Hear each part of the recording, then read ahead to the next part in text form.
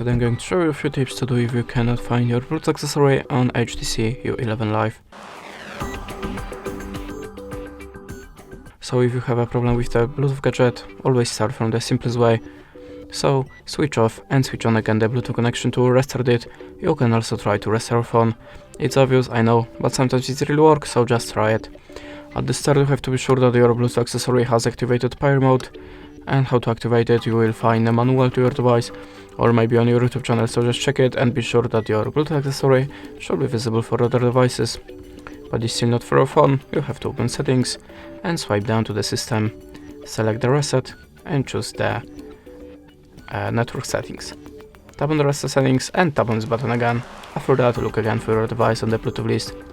You can also try to update your system. So go back, choose the system update. If you have an update, just download it and install. And that's it. Thanks for watching. Leave us a like or a comment and goodbye.